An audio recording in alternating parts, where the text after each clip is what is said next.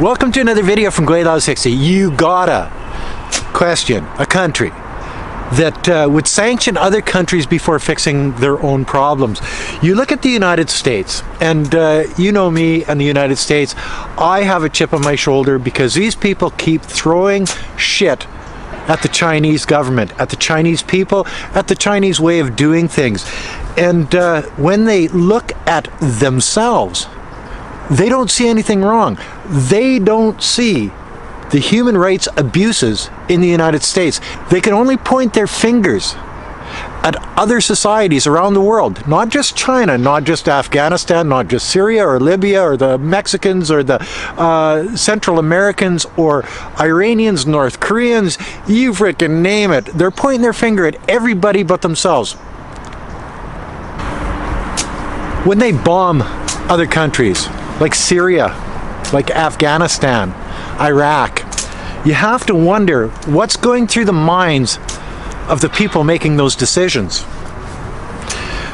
Bombing a family in Afghanistan, collateral damage, 10 people died, nobody took responsibility. They have a saying, and I got this from one of my commenters, a soldier losing his rifle in combat will get more punishment than a general losing a war. And that basically says it all about the United States. They're not accountable to these other countries. They're not accountable to their citizens. They're not accountable to anybody out there, even if they kill innocent civilians in other countries. Then they talk about human rights violations, Uyghur minority, Muslim minority, in a place like Xinjiang Autonomous Region in China, where the Chinese have set up re-education camps, as they call them. They're vocational training camps. They teach the people in those areas trades so that they can take care of their families. What is better, to bomb a society out of existence or to retrain them? Which is more of a human rights violation? I'd like to know that.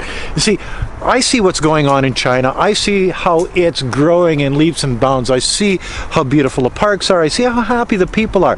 See, I used to do immigration work. An immigration consultant back, I don't know, let's say 10 years ago to 20 years ago. And Chinese people wanted to move to the West, wanted to move to Canada, wanted to move to the United States, wanted to go to Britain and to Australia, all these different places. They don't want to do that anymore. Why don't they want to do that anymore? Because they figure it's better, safer, there's more opportunity in China. Why do they think that? Because they look at the American government, they look at the Canadian government, the UK government, they look at all of these governments as authoritarian governments, people that are asserting their authority around the world, and they have for hundreds of years. It's just the Chinese didn't see it up until just lately. This COVID thing really turned their heads. When China can deal with it, and then the rest of the world can't, they start looking at it and saying, well, Jesus Christ, what's going on with these people over there? So after the United States military bombs a living bejesus out of countries around the world, then they lecture places like China on human rights violations. Now, how is that? How does that work? China used to have a problem in Xinjiang Autonomous Region with terrorism. Everybody knows that. It was on the news, Chinese news, American news all around the world, up until about 2017. Then they brought in a program to educate people, to give them training, trades, so that they could make money, their families' lives could get better, housing, it just made sense. Where the Americans bombed the living bejesus out of different countries, that what happened when 9/11 came on the scene? They started a war in Iraq, they started a war in Afghanistan. They didn't just go after the people that flew the airplanes into the side of the Twin Towers and killing thousands of people, but they took it to the countries. They didn't go after the terrorists, they went after the countries. They went after the people of those countries. They wanted to change the government of those countries. Iraq, Saddam Hussein, they hauled him out of a hole. Afghanistan, Well, everybody knows what happened there. You can go into a place like Afghanistan, you can go into a place like Iraq, you can kill hundreds of thousands of people, you can destroy a country, and there's no retribution. And that's where the Americans, I think, are losing it. And as they lose all of this identity as the free world, the shining star of the world, like they used to have that reputation in the world. They no longer have that. They're known as the bully of the world now. And then they try to lecture other countries on how to deal with not only their trading partners, but their internal politics. Nobody wants to be like the United States anymore. They used to want to be like the United States. They don't anymore. As a Canadian, I looked up to the United States when I was a kid. California dreaming and the whole 9 yards. I don't anymore. Hell, I don't even look up to my own country as much as I used to, thinking that we're a free society. Overtaxed, too many rules and regulations, not enough help for the mentally ill, rampant drug abuse, homeless people on the streets, people like in San Francisco, gangs of people running into stores and stealing everything. Mass shootings at schools, mass shootings in malls, mass shootings all over the country. They just had one in Colorado here the other day. Holy smokes, guys. And it's not just older guys, old white guys doing it anymore. It's children in schools going to school with a gun and killing people. As an expat, I see things that maybe people in the Western world, in Canada, in the States and stuff, don't see. I see China building partnerships with smaller countries around the world. As those smaller countries watch China take it on the chin from the Five Eyes countries around the world, they look at China as being the punching bag. But China just sticks its head down and keeps going. They're teaching these smaller countries how to deal with it.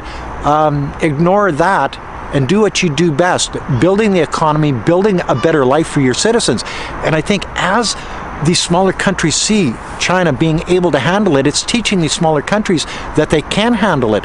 And as China builds partnerships around the world, all of these smaller, with all of these smaller countries are getting stronger, economically, more influence in the world, and militarily, sure, why not?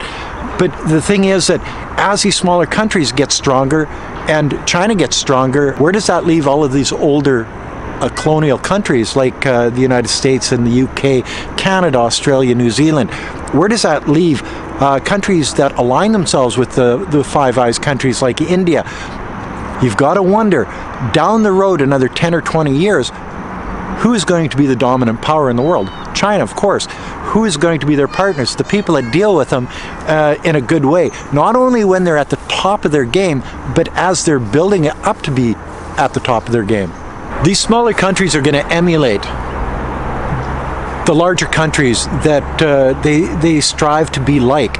And when they see a country like China making it better for hundreds of millions of their citizens, when terrorism basically doesn't exist in China anymore, where COVID is taken care of very quickly and efficiently, where high-rises are being built, where high-speed trains are being built, where roads are being built, where life is getting better. Or you could be like the United States, where people are losing hope. There are tent cities. You can't come to a park like this and do what I'm doing right now without being harassed. Think about it. The world is changing right now, guys and girls, and I think you're seeing that the old boys club really doesn't want to let it go, but they don't know what to do. You've got Biden, who doesn't know from one day to the next who he even is, I don't think. You got Trudeau that he's more interested in the color of his socks than he is about the people of Alberta. You know, the world is sort of turned upside down right now, and the only sane country out there seems to be China and the other countries that deal with China. So when these smaller countries decide what direction they want to go, what they want to be in the future, I think they'll be looking at what the bigger countries are like, what kind of rules and regulations, how they deal with partners around the world, how they deal with their own citizens, how they deal with terrorism, how they deal with, you know what I mean? And I think they're going to start leaning towards the Chinese way of doing things rather than the American way of doing things, because one has accountability and the other one has no accountability. When you see the direction of the American people, when you see the direction of everybody wants to retain their right to bear arms, I can understand that. Being a Canadian, we like to have our guns because we like to go hunting. In the States, it's a little different. They like to have guns because they need to protect themselves, because all of the other people got guns. In China, nobody has guns, so nobody needs guns to protect themselves. What is the better way of doing it? In the United States, this year, well, actually not this year because it's 2022, but in 2021, they had a mass shooting every day of the year. A mass shooting every day of the year. Think about that. And then how does the United States and Canada and other countries deal with drugs? Well, we better legalize it all because there's no way we can deal with it. It's sort of like they deal with COVID. Just let it run wild. You know, you got countries around the world where if you get caught with the amount of drugs, or if you get caught selling drugs, that's a death penalty. In China, it's no different. In Singapore, it's no different either. You know what I mean? They don't go after the government of Singapore and say, well, that's wrong, because Singapore is the shining light. You know what I mean? But if China does it, holy smokes, that's bad, that's wrong. The Robert Schellenbergs of the world, he got caught with, I think, 1/2 ton of meth that they were going to send to Australia in tires. He got the death penalty. First off, he got, I think, 15 years. He appealed it, then he got the death penalty. Well, how many lives would that 1/2 ton of meth ruin? How many people would have killed? You know, the Chinese government looks at this and says, we're not going to put up with this. And I think it goes back to the opium wars and all of that other stuff, that they've taken a stance, just like Vietnam, just like Singapore, like Indonesia, Malaysia, and all of these countries in this area of the world, that they're just not going to put up with it. Where in the United States and Canada and stuff, you've got injection sites. They're talking about giving free drugs out to the drug addicts. You've got, it's rampant. It's like literally rampant in the Western world. And how is that making the lives of the people better? How is that making the lives of the citizens of those countries better? If you're a small country coming up and just building, who would you want to emulate? Would you want to emulate the United States, California, San Francisco, LA? Would you want to emulate them in the tent cities and the drug addicts and the crime and the gangs and all of that shit? Or would you rather emulate a place like China where you can walk in a park at 2 o'clock in the morning and have no problem at all? You can walk down the street with a beer in your hand just as long as you're taken care of. If you get caught with drugs, you are in big trouble. And if you commit a violent crime, if you kill somebody, they will kill you. If you hurt somebody, you'll go to jail for a long time. Maybe that's the way it's supposed to be. And the jails here are not a place that you want to go to. In Canada or Norway, Norwegian jails are like hotels. Canadian jails, you get a TV, you got internet access, you get 3 squares a day, you get a cot, you get a gym, you get all of these things. Yeah, no deterrent. Then you get the property values going through the frickin' roof all over the place. In Canada, I've seen it, it's like 40% up. being a homeowner in Canada, I sort of like that because I'm making money, man. I'm making lots of money just sitting on my ass here in China, letting my property in Canada just make me cash. Okay, but what does that do for the people that don't own a property? Renting. Rent goes through the roof. Now, 2 people have to work. Kids have to go to daycare just to make ends meet. What if you're a single guy, got a shitty job, it doesn't make enough money, you can't afford rent, you're homeless. Bingo, bango, bongo. That's the way it is. You're screwed, glued, and tattooed. The world has left you behind. In China, actually, housing is going down in price right now, which is sort of a nice thing. They built enough that there's more supply than demand, and as that happens, housing becomes cheaper, easier for your regular Joe and Mary to buy. In the Western world, not so much. And then you get the political bullshit. The Americans, we're boycotting the Beijing Olympics. Diplomatic boycott. None of our boys are going over there. We're not going to do that.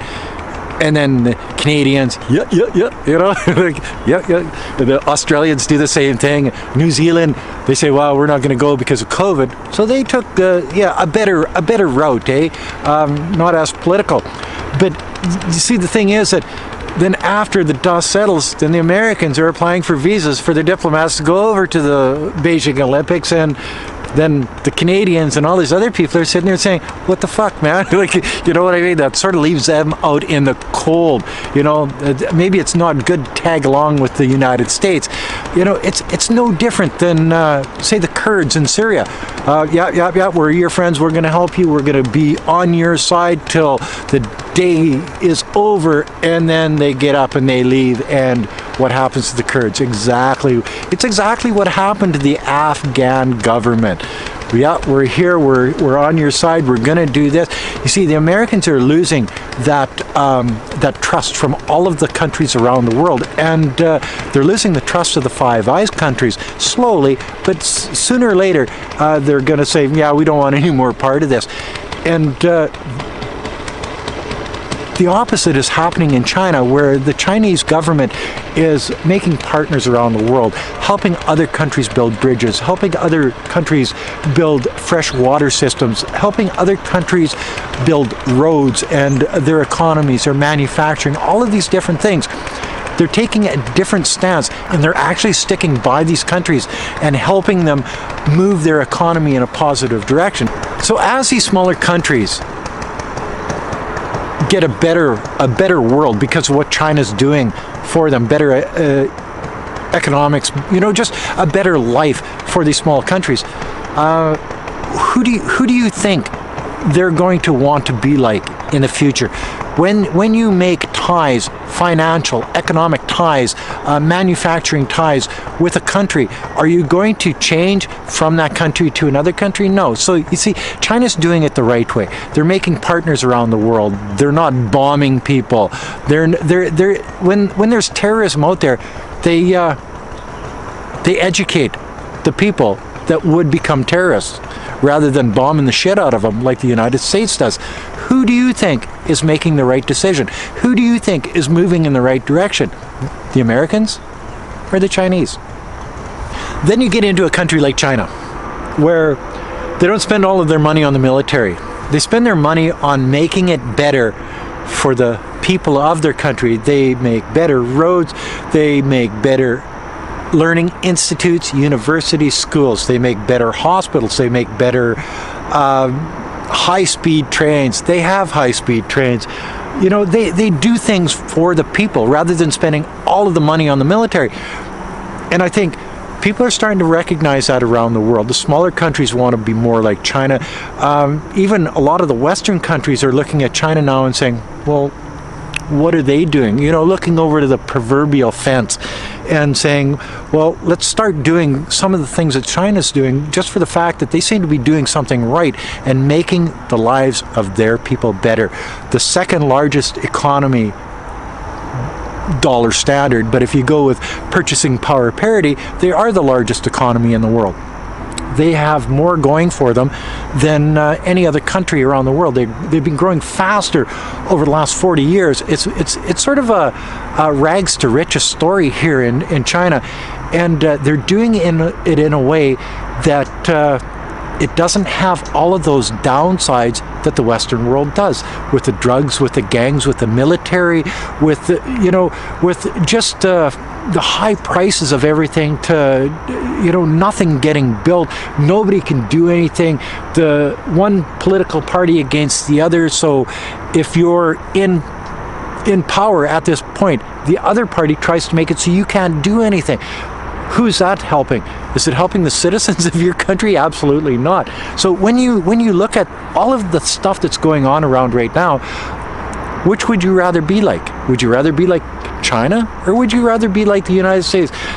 There's a lot of people out there in the Western world that would say, but we've got our freedom, and China is an authoritarian country. We have our freedom. Define freedom. Is freedom being able to go out on the street and yell and scream at the top of your lungs that you hate the President of the United States? How's that going to help you? How is that going to help your children get a better education? How is that going to help you get from point A to point B? How is that going to make your life better or your family's life better? How is that going to pay your mortgage? How is that going to buy you a new car? How the hell is that going to do anything for you other than it's not going to do anything for you? So as the world keeps turning and the smaller countries get richer and China becomes that shining star rather than the United States becoming that shining star, what's going to happen? I don't know, but it's going to be fun to watch. It's going to be fun to see how it all pans out in the future, because what I see right now is I see China growing in leaps and bounds. I see things getting better over here. I spent a lot of time here, guys, like over 18 years now, and I see it getting better and better and better. They're building, like, look behind me here.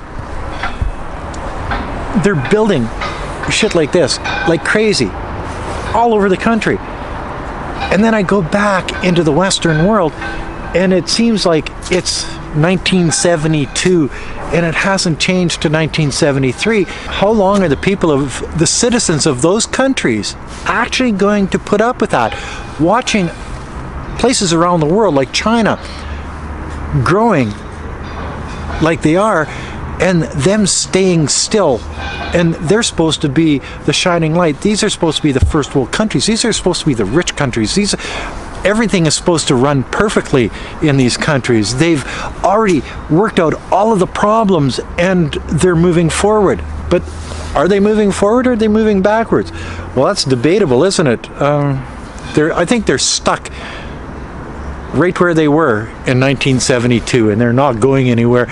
And now China's in 2022, and they're just looking into the future, and yeah, life is getting better, not only for them but for all their partners around the world. Scares the living bejesus out of the West, I guarantee you that. Anyway, that's another video from Gweilo 60. If you like this video, as always, like, comment, subscribe. Push that share button. Don't forget to resubscribe. Oh yeah, and don't forget to put a couple bucks on the children's Patreon account. It's for a good cause. Thanks for watching. Peace out. Bye now.